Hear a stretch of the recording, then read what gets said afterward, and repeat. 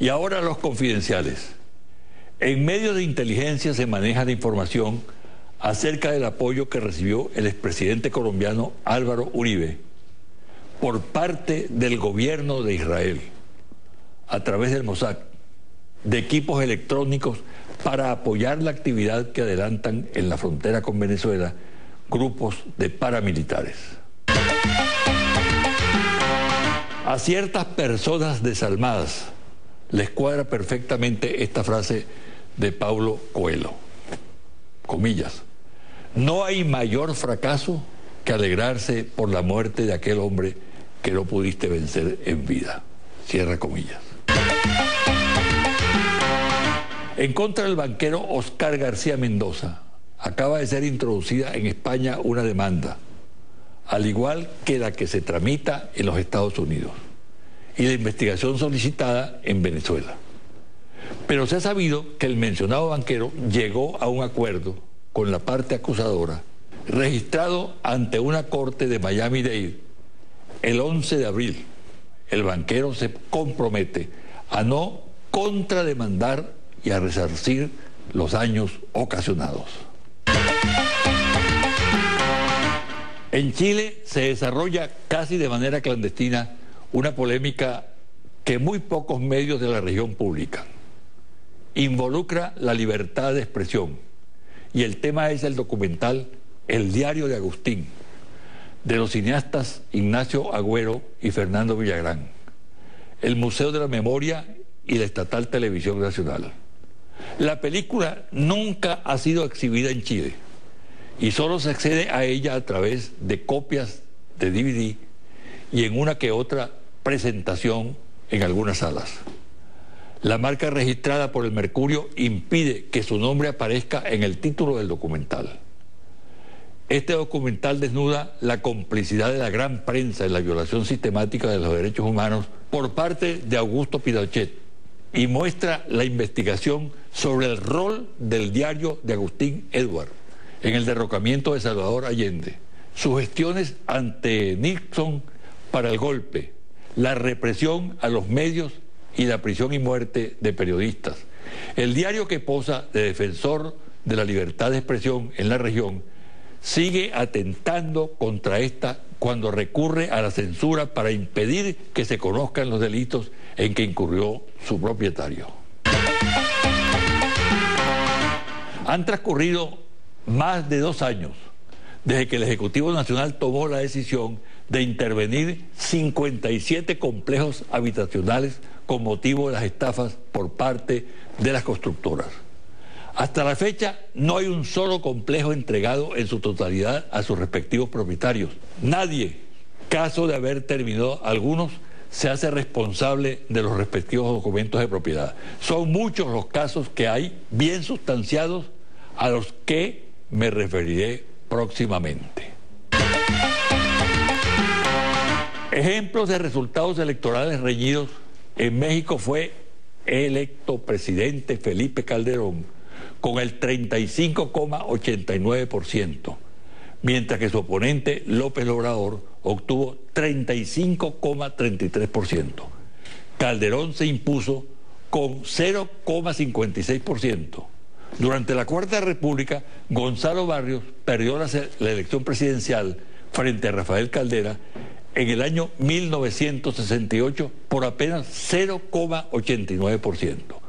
La diferencia en votos entre Nicolás Maduro y Enrique Capriles es de 273.865 votos, es decir, 1,83% a favor de Maduro.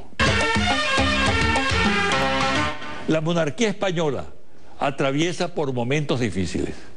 Los excesos del rey Juan Carlos y los nexos de sus familiares con oscuros negociados ha despertado reacciones de rechazo que se incrementan con la crisis social y económica que vive España. Las encuestas indican el desplome de la popularidad del monarca. Así, por ejemplo, Metroscopia, que acaba de difundir una encuesta, revela que tan solo en los últimos 3 meses el rey ha perdido 32 puntos de apoyo en la opinión pública. Confidencial al cierre.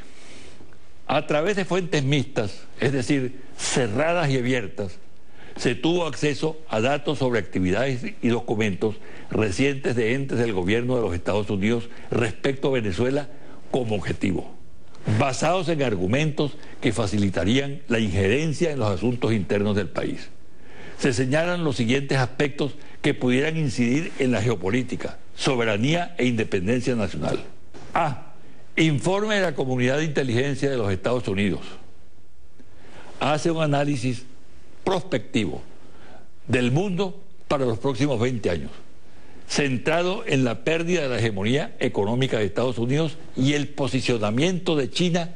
Destaca igualmente la aparición de conflictos hídricos y el reemplazo del terrorismo islamista por el ciberterrorismo. También se señala que la integración de América Latina y el Caribe es el comienzo de una alianza con similares características a la de la Unión Europea para el año 2030, lo cual es percibido como amenaza potencial por su cercanía geográfica y recursos energéticos. B. El Centro de Estudios de Seguridad y Contrainteligencia norteamericano, C-Center, analiza el caso Venezuela y ofrece un curso introductorio denominado 158 Venezuela, referente al exceso de amenazas a la seguridad nacional de Estados Unidos. En él se hace mención expresa al caso venezolano y contiene los siguientes aspectos. Venezuela, liderada por el presidente Chávez, estando este en vida, es considerada como una amenaza a la seguridad nacional de Estados Unidos. Caracterización de la revolución bolivariana. El análisis de la Venezuela de hoy, imprescindible para entender la reacción que tuvo el presidente Chávez en vida respecto a Estados Unidos y Colombia. Relacionamiento de Venezuela con Cuba, Bolivia, Irán, China y Rusia, países considerados amenazas para América. La seguridad nacional de Estados Unidos desde estas complejas relaciones económicas, sociales, políticas y militares. Análisis de grupos terroristas y otros actores no estatales como FARC, Hamas, Hezbollah, supuestamente vinculados al gobierno venezolano. Papel del narcoterrorismo y tráfico de armas como instrumento de la política internacional y regional que presuntamente lideró Chávez. Ante tan temerarias y falsas consideraciones sobre Venezuela y la política del gobierno bolivariano, es pertinente alertar al país. Generalmente las agresiones imperiales comienzan con la elaboración de informes de organismos de inteligencia y seguridad que no resisten el menor análisis, pero echan las bases para actuaciones futuras. Ejemplos: Irak, Libia, Siria, Afganistán. En el caso venezolano, una posible conexión entre la oposición irresponsable del país y, por ejemplo, el C-Center pudieran en su momento generar falsos positivos con el propósito de darle validez internacional a la tesis de que Venezuela es un estado forajido y o narcoestado.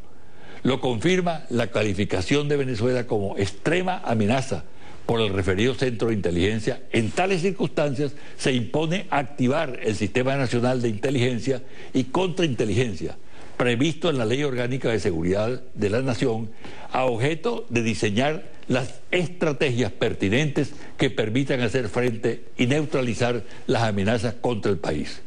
Lo que ocurre actualmente en el país, con motivo de las elecciones del 14 de abril, dispara las alarmas y obliga a un análisis serio de la situación, sobre todo cuando se observa la actitud hostil del gobierno de los Estados Unidos expresada por John Kerry, actual titular del Departamento de Estado.